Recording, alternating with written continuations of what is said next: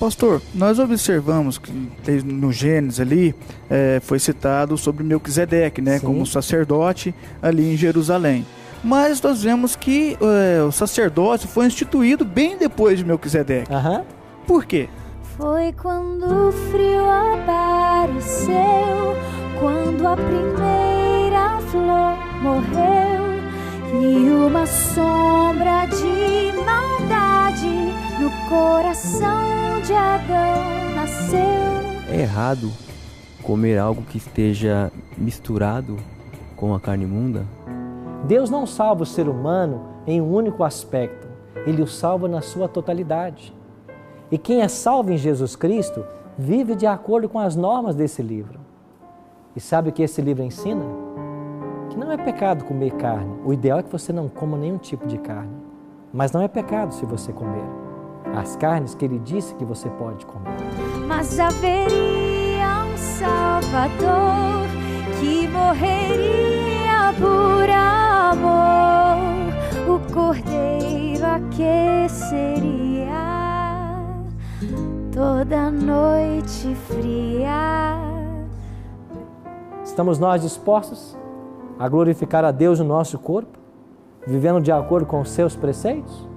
Ou vamos achar que nós somos mais sábios do que Deus e vamos continuar comendo e bebendo o que eu bem entender, achando que com isso eu posso glorificar a Deus e ter saúde? Claro que não. Se nós fôssemos leais à orientação da palavra de Deus, aonde estaríamos nós como povo de Deus?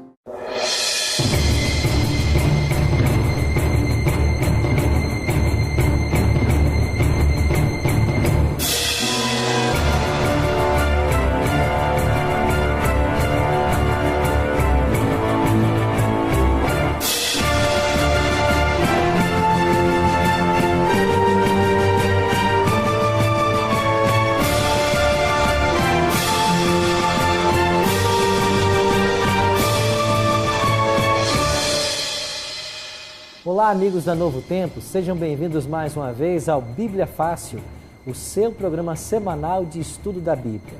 E nessa temporada, estamos aprendendo sobre o livro do profeta Daniel. Chegamos ao nosso terceiro tema e eu quero convidar você a tomar a sua Bíblia e a participar desse estudo que procura conhecer a vontade de Deus para a nossa vida. Muito obrigado pela sua audiência, pela sua participação. Nós estamos aqui no Cevisa, em São Paulo, com 9 convidados em especial para tratarmos do tema do livro do profeta Daniel. Já estudamos um primeiro tema, que foi um panorama geral. No primeiro capítulo, aprendemos que os 3 ou os 4 jovens, Daniel e seus companheiros, foram parar como escravos em Babilônia e que lá eles foram atacados fisicamente, espiritualmente e mentalmente. É claro, provações do inimigo nesse grande conflito, querendo perturbar o povo de Deus e levá-los à queda e à ruína. Estamos conhecendo cada vez um pouquinho dos nossos convidados em cada programa. Hoje vamos conhecer um pouco mais a Penha. Penha, fiquei sabendo que você já é de Jacareí, trabalha como cabeleireira. E qual é o seu estado civil? Você é casada? Eu sou casada com o Adriano há 3 anos e tenho 2 filhos, Adriele e o Júnior. A Adriele tem 21 anos e o Júnior tem 18 anos. Olha, que joia. Um abraço para eles lá então, né? Júnior, Adriele, um abraço, filhos. Estou morrendo de saudade de vocês. Que bom, muito bom ter você com a gente aqui. Obrigada. Participando desses Prazer estudos. É meu. Tá bom? E nós vamos conhecer em cada programa um pouquinho mais dos nossos convidados que se dispuseram a estar aqui estudando o livro do profeta Daniel. Pois bem, hoje o tema que nós vamos aprender é um tema muito interessante. Vamos estudar um sonho maravilhoso. E nós intitulamos esse primeiro estudo nosso dentro do contexto profético, né, que o capítulo 2 é um tema profético. Vamos aprender sobre uma estátua assustadora. O capítulo 2 do livro de Daniel relata o sonho de o rei Nabucodonosor, que o deixou assustado e desesperado. E esse sonho traz revelações muito importantes para nós. Vamos conhecer mais essa história hoje. Agora, antes de nós abrirmos a Bíblia, nós vamos orar, como é o nosso costume aqui. E você que nos acompanha em casa, participe também desta oração, pedindo a bênção de Deus para o estudo da Bíblia agora. Bondoso Deus e Pai, graças te rendemos pelo privilégio de estarmos reunidos agora para mais uma vez estudarmos a Tua Palavra. Suplicamos a Tua bênção e a Tua ajuda, que o Teu Divino Espírito Santo nos faça compreender as verdades dessa profecia do capítulo 2 e que nós tomemos uma firme posição ao Teu lado. Em nome de Cristo nós te oramos. Amém. Pois bem, estamos prontos para mais um estudo e vamos voltar 2.500 anos na história.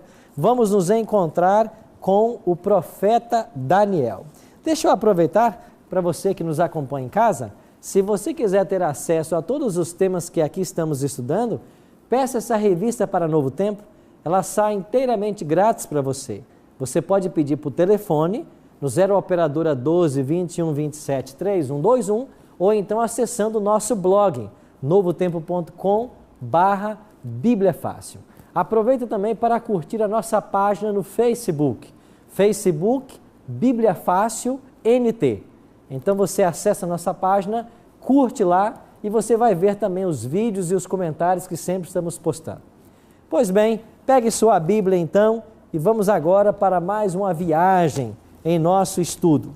Abra sua Bíblia em Daniel capítulo 2 e vamos voltar 2.500 anos na história para estudarmos juntos hoje um extraordinário sonho. Chegamos ao capítulo 2 do livro do profeta Daniel. Bom, vimos no capítulo passado que Nabucodonosor, rei da Babilônia, invadiu Jerusalém e levou os judeus cativos para a Babilônia. Uma viagem aproximadamente de 1.500 quilômetros. Quem sabe 2 ou 3 meses a pé. E esse Nabucodonosor, no capítulo 1, ele estava admirado com a sabedoria dos jovens hebreus, porque quando ele testou a Daniel, Misael, Ananias e Azarias, ele os encontrou mais sábios do que os mais sábios em Babilônia. Quantas vezes? 10 vezes mais sábios. Para cada dia em que o cozinheiro-chefe fez o teste com eles, 10 dias comendo legumes e bebendo água, eles estavam mais formosos e ele encontrou, depois dos 3 anos de teste, 10 vezes mais sábios. Que extraordinária experiência eles viveram. E esse rei Nabucodonosor, ele tem algo interessante, a começar pelo nome dele. Quem era esse rei? Qual era o significado do nome desse rei? Nós vamos descobrir hoje de que esse nome ele é uma homenagem aos deuses pagãos, assim como o nome dos hebreus eram relacionados com Jeová, com Elohim, como nós vimos na lição passada. O nome Nabucodonosor é um nome caldeu e significa prece dirigida ao deus Nabu, por proteção. Isso significa Nabucodonosor. O pai dele chamava-se Nebopalazar, e Nebopalazar, à frente do Império Babilônico, derrotou a Assíria. E a partir principalmente do ano 612 a.C., começou agora aquilo que nós chamamos o Império Neobabilônico, porque o Império Babilônico, no seu apogeu, lá do 2º milênio antes de Cristo, foi liderado por outros líderes, entre eles Hammurabi, um dos grandes líderes da Babilônia. E hoje nós temos até aí, foi um achado arqueológico, o Código de Hammurabi. Quem sabe, um dos mais antigos códigos de ética da humanidade. Mas isso foi no Império Clássico, da Babilônia Clássica. Estamos falando agora do Império Neobabilônico. E nesse Império Neobabilônico, morre Nebopalazar no ano 605 e então Nabucodonosor chega ao trono de Babilônia, que era o maior império da época, quem tinha a hegemonia mundial. Olha o que diz o profeta Jeremias. Deus diz assim sobre esse rei: agora eu entregarei todas essas terras ao poder de Nabucodonosor, rei da Babilônia, o quê? meu servo. Interessante que Deus havia já, através do profeta, chamado Nabucodonosor de servo dele. Por que Deus o chamara? Porque Deus tinha um plano para a vida desse homem. E não foi à toa de que Deus permitiu que Daniel e seus 3 companheiros fossem parar cativos em Babilônia. Para refrescar sua memória, lembra que aqui em Daniel, no capítulo 1, versículo 2, o que diz a Bíblia aí? O Senhor entregou nas mãos a quem? Jeoaquim, rei de Judá, e alguns dos utensílios da casa de Deus. O Senhor entregou o rei nas mãos de Nabucodonosor. Você está entendendo que o cativeiro babilônico foi um cativeiro que só aconteceu porque Deus ideou esse cativeiro? E lá no cativeiro, ele já chamava o futuro rei de Babilônia de meu servo. É porque ele tinha um plano para ele. Isso nos ensina algo extraordinário. Deus tem um plano para todos nós. E você acha que por acaso você está aqui? Claro que não. Deus tem um plano para você. Deus tem um plano para todos nós. Você que está nos assistindo em casa, acha que por acaso você está sintonizado no Bíblia Fácil? Claro que não. Deus tem um plano para você. E você vai descobrir qual é esse plano através do estudo da Bíblia. Porque a palavra de Deus nos aponta a vontade dele para a nossa vida. Pois bem, vamos então avançar em nosso estudo. E nós vamos agora descobrir de que o capítulo 2 de Daniel é um capítulo que registra a história da humanidade por milênios em apenas um capítulo. Unicamente nesse capítulo nós temos uma descrição de milênios da história humana. E aqui em Daniel 2 nós temos a primeira visão registrada no capítulo. Nós vamos estudar em Daniel 4 visões. Guarde essa informação. Durante o livro, nós vamos estudar 4 visões. Hoje é a primeira, um sonho de Nabucodonosor. Então vamos para o capítulo 2. Abra sua Bíblia em Daniel 2, versos 1 e 2. Página 588. Você que nos acompanha em casa, talvez a paginação não confira, mas eu estou lendo em Daniel capítulo 2, versos 1 e 2. Assim leiam. No 2º ano do reinado de Nabucodonosor, teve este um sonho. O seu espírito se perturbou e passou-se-lhe o sono. Então o rei mandou chamar os magos, os encantadores, os feiticeiros e os caldeus, para que declarassem ao rei quais lhes foram os sonhos. Eles vieram e se apresentaram diante do rei. Interessante que o rei teve um sonho, mas ele se esqueceu do sonho. E ele ficou muito perturbado. E ele mandou chamar então os magos, encantadores, os feiticeiros e os caldeus. Essas 4 categorias que ele mandou chamar eram chamados de os sábios da Babilônia. Eram pessoas que consultavam os astros, jogavam elementos, jogavam óleo na água, partiam corpos de animais para olhar dentro desses animais, para saber o futuro, para saber o que reservava, para saber se o rei deveria ir à guerra ou não. Eram pessoas que viviam da superstição. Pois bem, o rei ficou muito preocupado porque ele teve um sonho, mas o sonho ele não se lembrava dele. E por que ele ficou perturbado? Porque na visão de um caldeu, quando ele tinha um sonho, é que os deuses estavam falando com ele. E se ele não se lembrasse do sonho, era uma evidência de que esse Deus estava de alguma forma irado com ele, decepcionado com ele. E quando os deuses pessoais, porque eu expliquei para vocês que os babilônicos, eles criam em 2 categorias de deuses.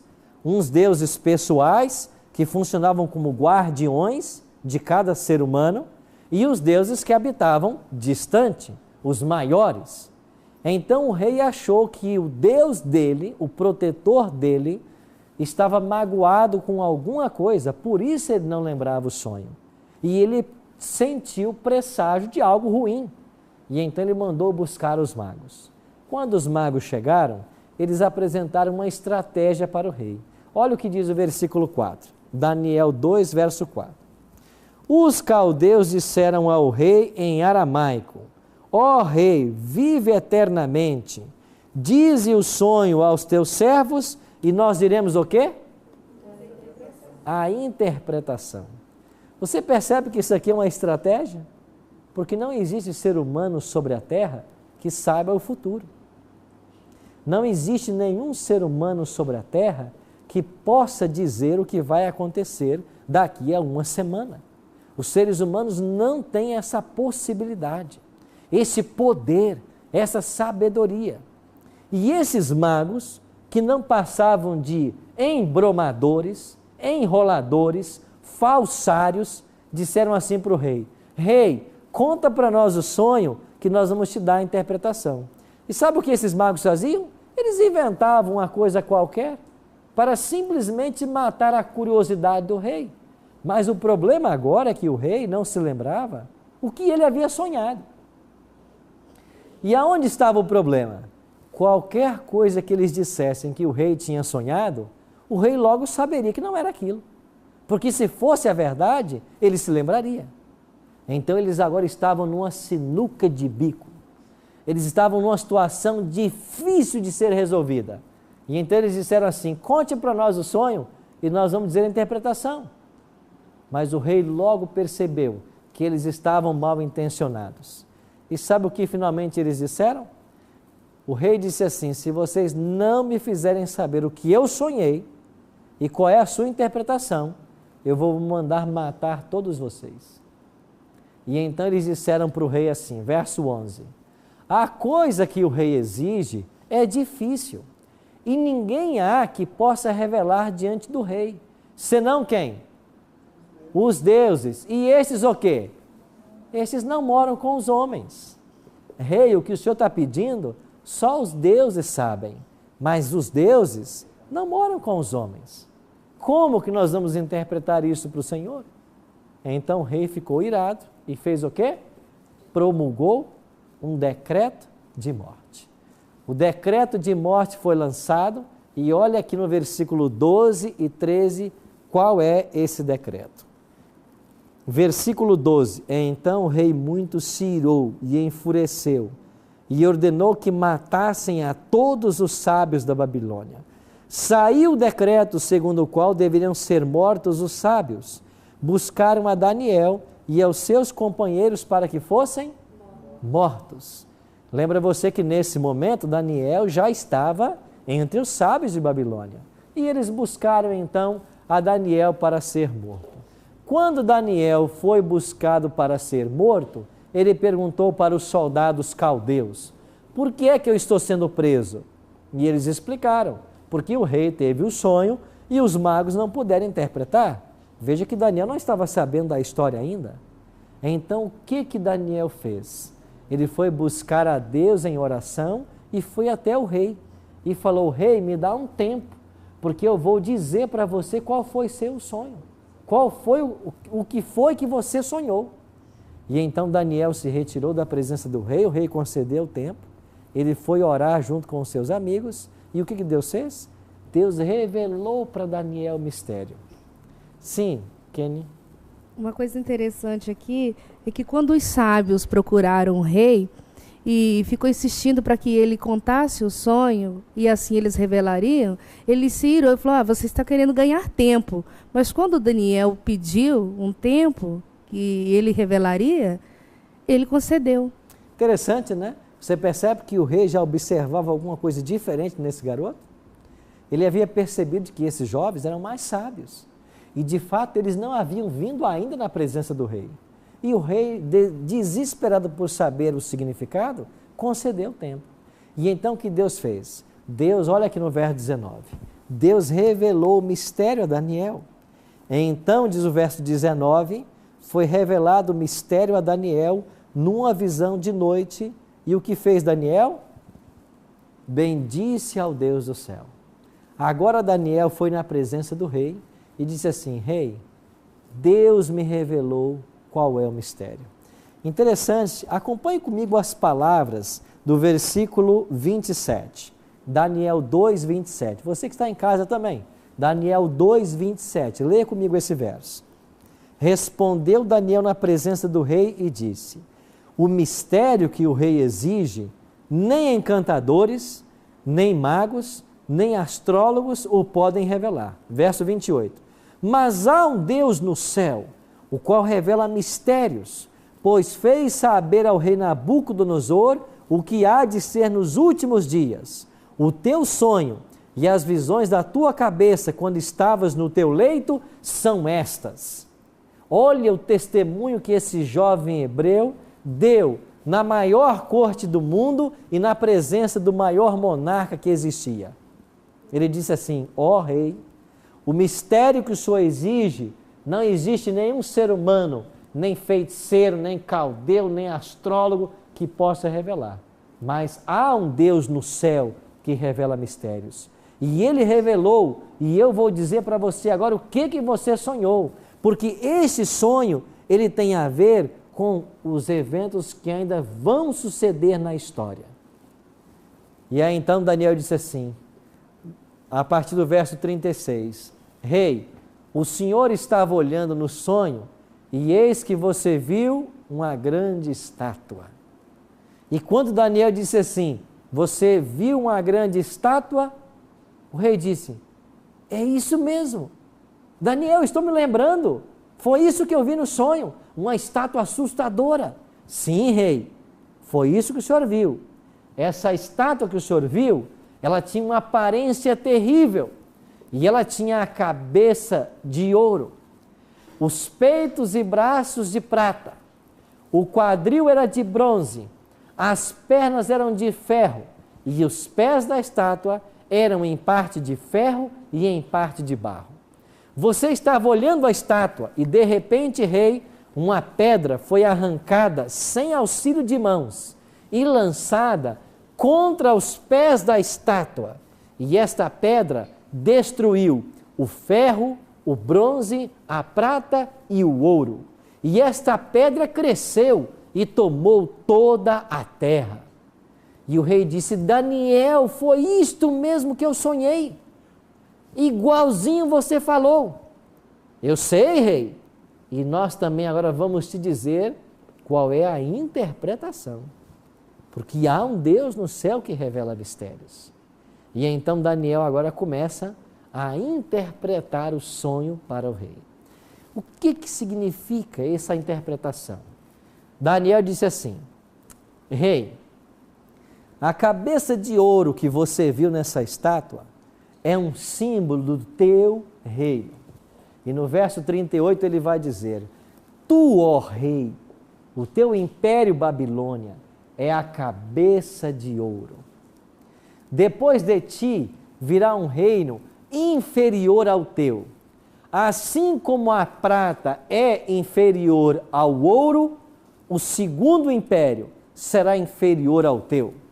Mas depois virá ainda um terceiro reino, um reino de bronze, e esse reino terá domínio sobre toda a terra. E finalmente o quarto reino será como ferro que quebra todas as coisas. Agora Daniel continuou, tu és a cabeça de ouro. Babilônia representava aquela cabeça de ouro. E enquanto Nabucodonosor ouvia atentamente, Daniel apresentou para ele uma notícia, trouxe uma revelação que o rei não gostou. Nós iremos para um breve intervalo e quando voltarmos nós vamos ver a continuidade da interpretação e o que foi que o rei não gostou naquilo que Daniel lhe revelou. Já já estaremos de volta.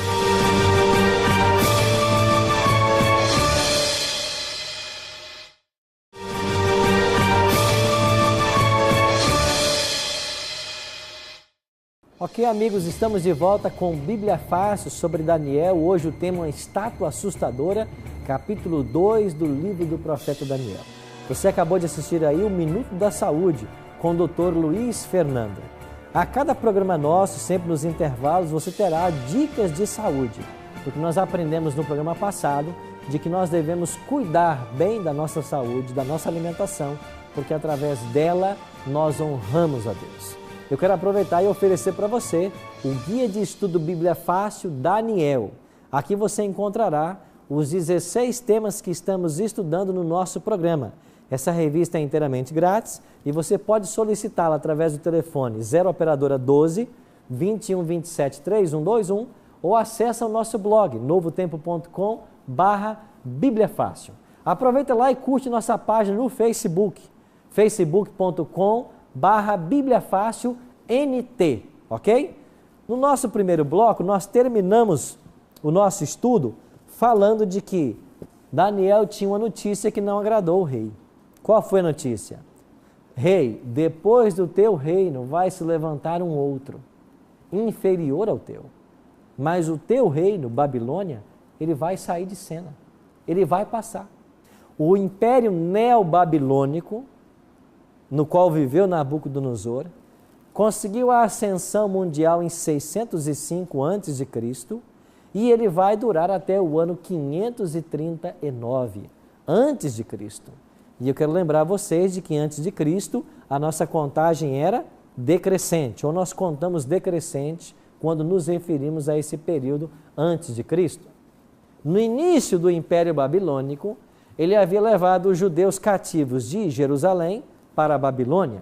E entre os jovens escravos estavam Daniel, Ananias, Misael e Azarias. Esses jovens foram para a Babilônia. Agora, a Babilônia, Nabucodonosor havia morrido, passado o tempo ele morreu, o seu filho reinou e finalmente o seu neto começou a reinar. Olha o que diz Daniel 5:1. O rei Belsazar deu um grande banquete a 1000 dos seus grandes e bebeu vinho na presença dos 1000. Interessante que esse rei babilônico deu uma festa para 1000 e enquanto eles estavam ali naquela orgia da festa, 1000 convidados, ele fez um pedido. Sabe qual foi? Que eles trouxessem os vasos sagrados que se usavam no templo dos judeus, que estavam no templo de Marduk, deus babilônico, para que eles bebessem vinho nos vasos sagrados. Os vasos vieram até o rei, e diz o versículo 4 de Daniel 5, de que eles beberam o vinho e deram louvores aos deuses de ouro, de prata, de bronze e de ferro, e de madeira e de pedra. Você percebe que aqui eles estão louvando a deuses de prata, ouro, bronze, ferro, os mesmos metais da estátua. Vocês percebem que eles estão aqui fazendo um abuso contra a revelação divina? Que eles estão aqui minimizando o poder de Deus ao trazer os vasos do santuário para beberem vinho? E esta atitude rebelde foi a gota d'água da paciência divina com relação ao império de Babilônia. Naquele mesmo instante, apareceu uma mão e escreveu na parede a seguinte expressão: Mene, Mene, Tekel e Parzim.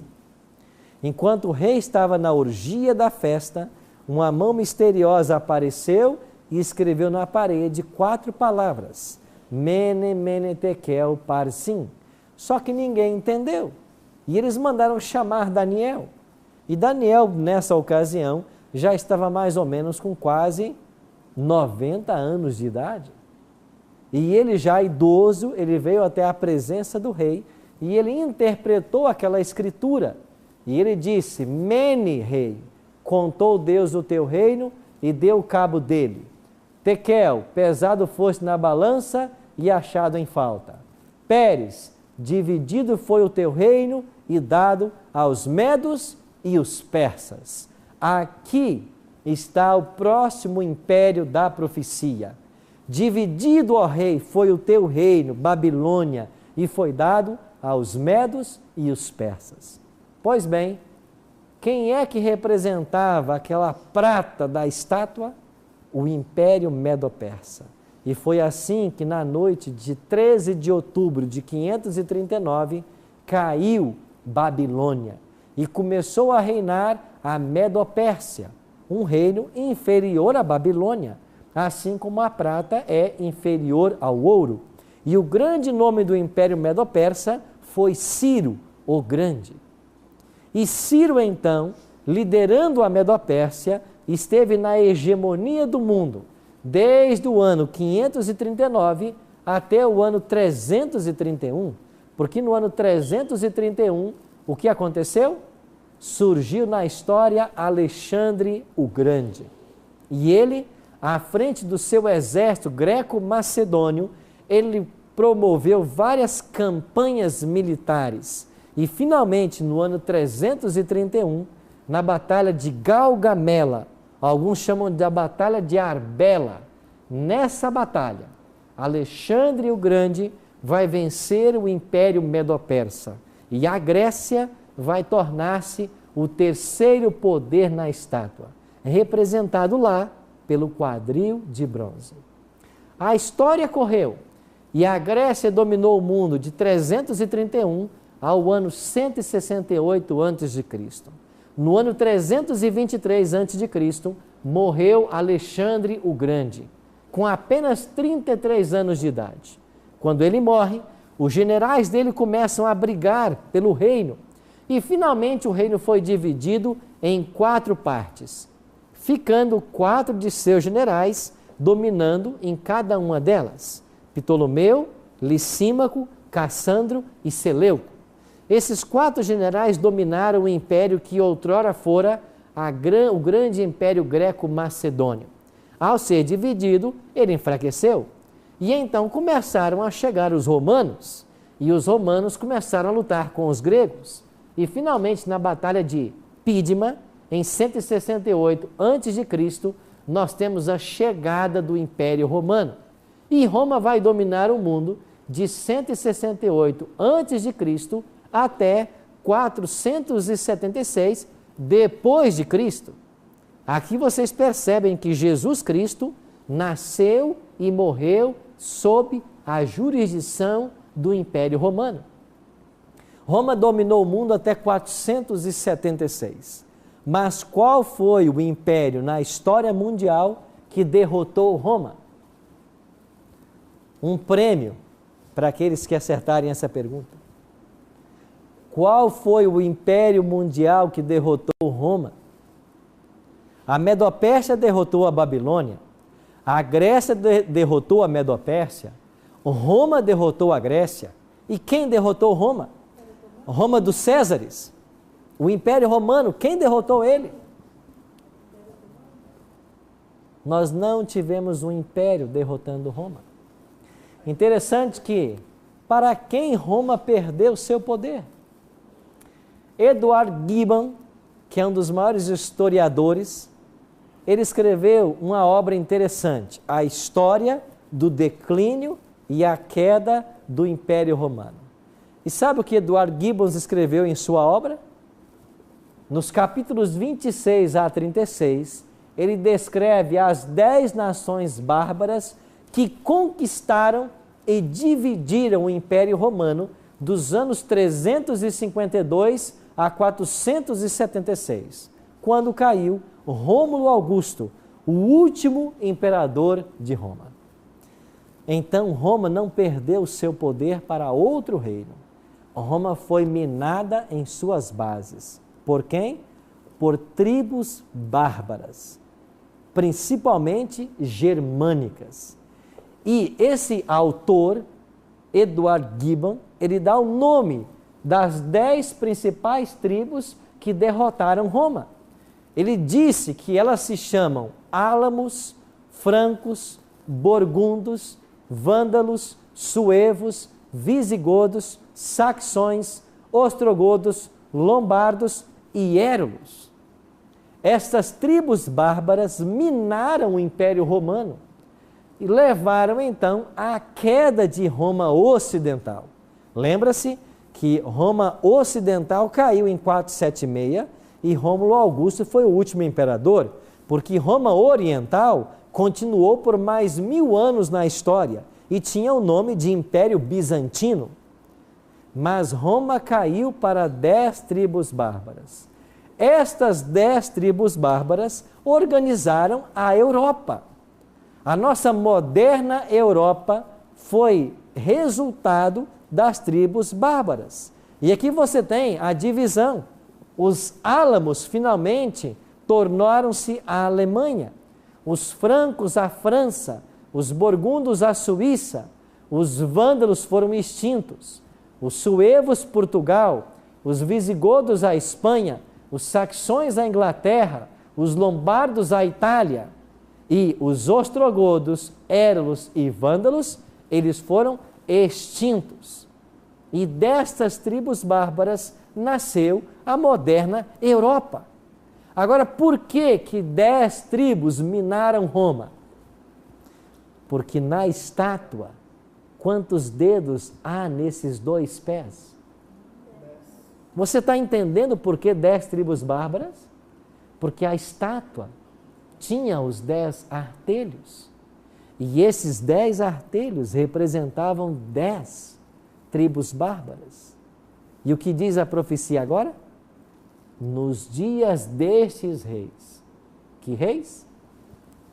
Nos dias da Alemanha, da França, da Itália, da Suíça, nos dias destes reis, o Deus do céu suscitará um reino que jamais será destruído. De que o profeta está falando? Do reino de Cristo, que vai ser estabelecido quando? Nos dias da moderna Europa. A história está cheia de detalhes para nos ensinar. Agora vamos para o versículo 45, Daniel 2:45. Olha que extraordinário.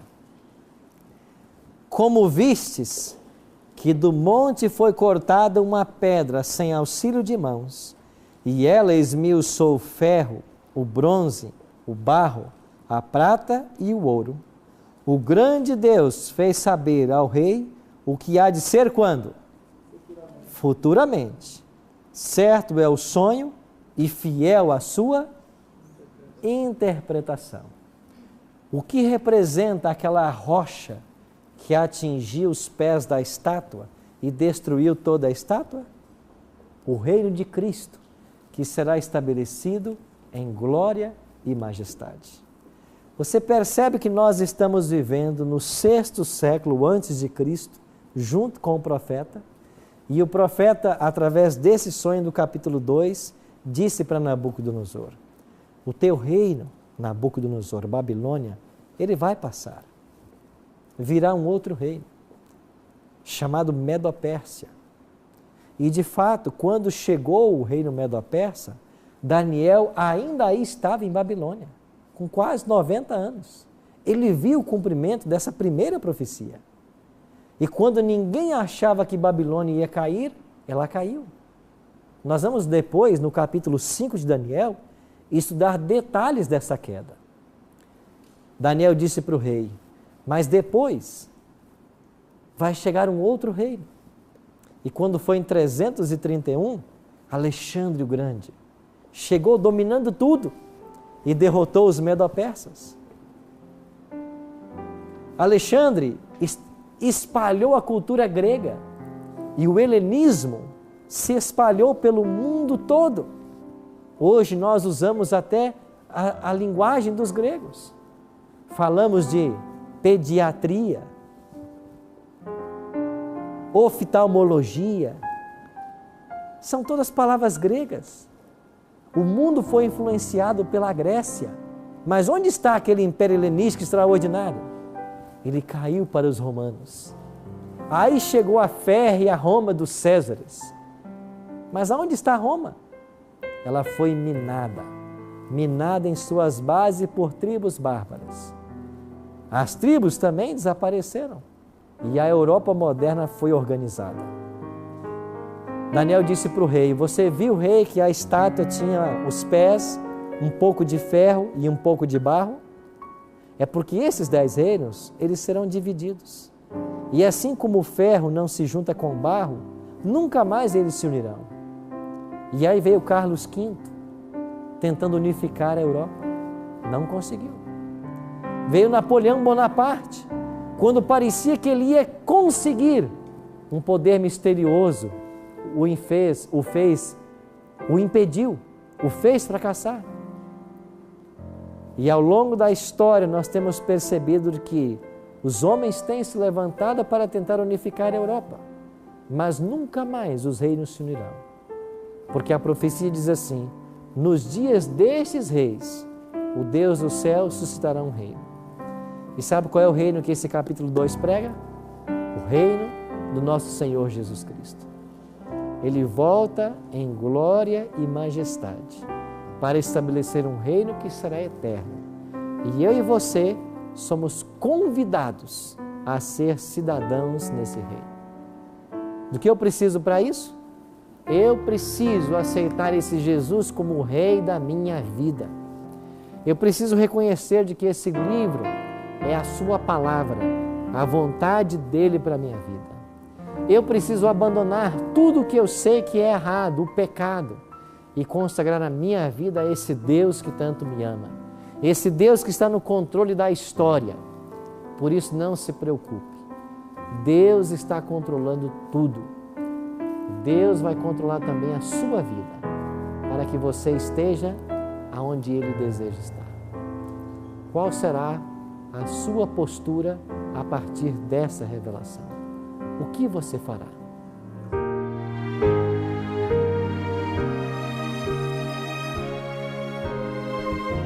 É bom saber que aqui não é meu lar, que aqui por poucos dias vou ficar. Jesus falou, venho logo te buscar, pois contigo lado a lado quero andar.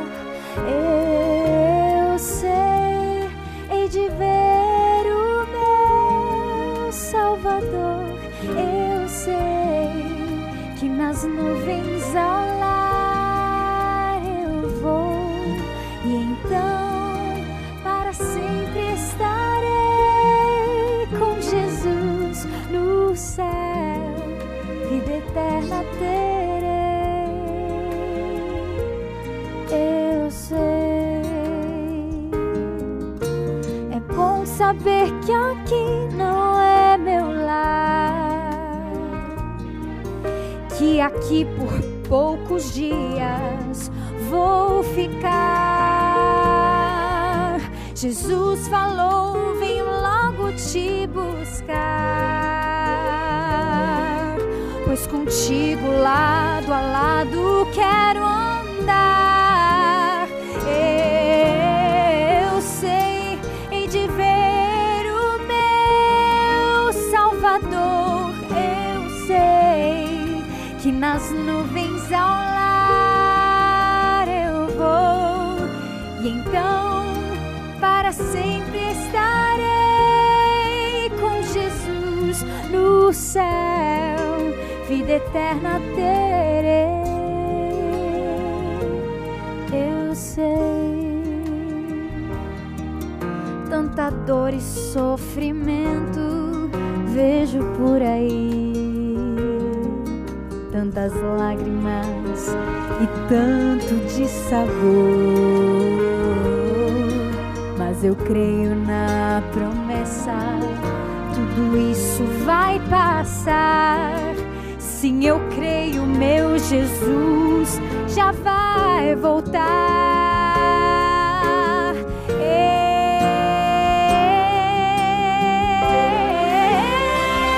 sei de ver o meu Salvador. Eu sei que nas nuvens ao lar eu vou, e então para sempre estarei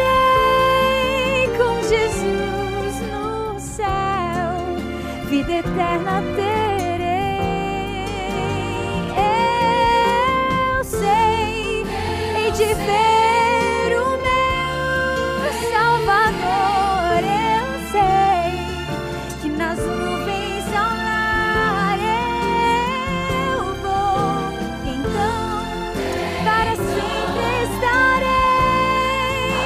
Jesus, no céu, vida eterna terei. Eu sei.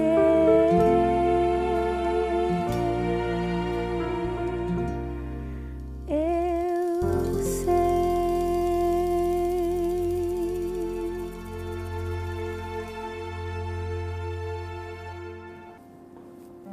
Existem nesse livro mais de 300 promessas falando que Jesus estava voltando.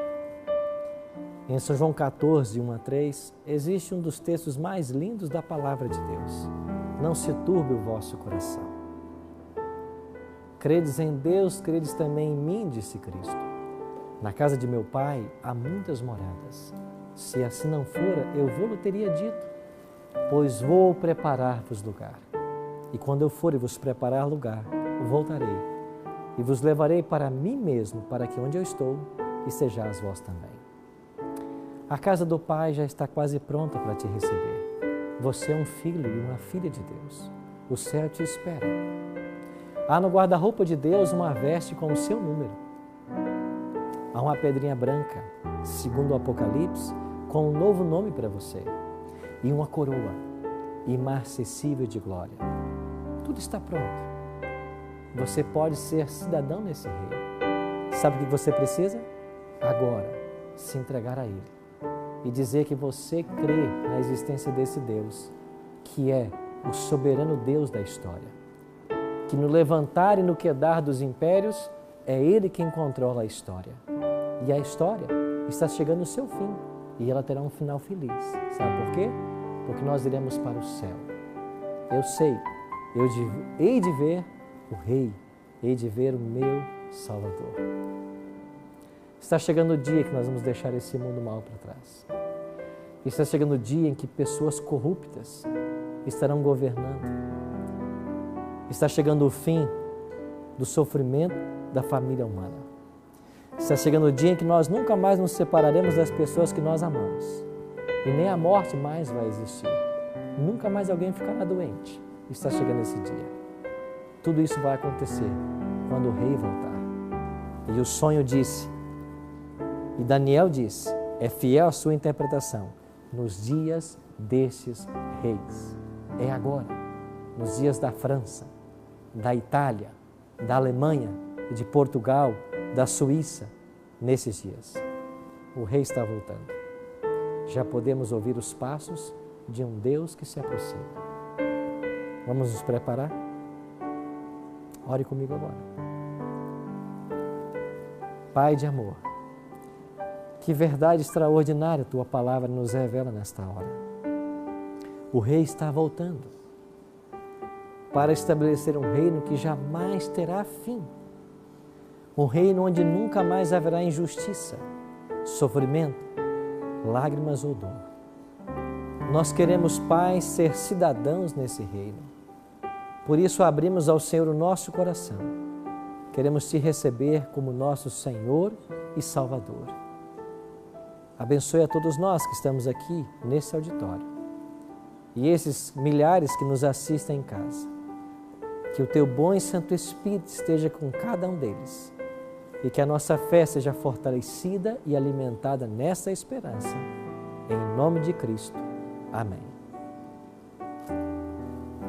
Obrigado a você que nos acompanhou no Bíblia Fácil de hoje. Na semana que vem, estaremos juntos para estudarmos uma das histórias mais lindas da Bíblia, quando os companheiros de Daniel foram lançados numa fornalha de fogo.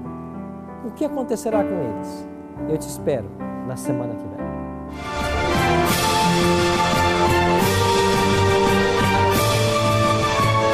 Pastor, hoje nos nossos tempos, a gente vê muitas igrejas, muitas pessoas que se dizem, quando a gente fala sobre a idolatria, eles falam que eles não idolatram as imagens, eles apenas pedem a intercessão da imagem. Isso também, aos olhos de Deus, aos olhos da Bíblia, seria prostrar diante de uma imagem, pedindo para que ela interceda por eles?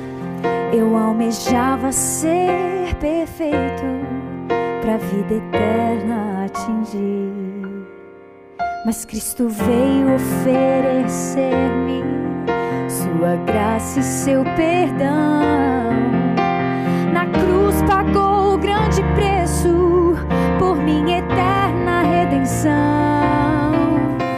Quando tomamos decisões na nossa experiência religiosa hoje, nós estamos nos preparando para os eventos futuros. E quem é fiel no pouco, será fiel um dia no muito. Mas se eu não estou acostumado a ser fiel nas pequenas coisas, quando as grandes provas vierem, eu serei pego de surpresa.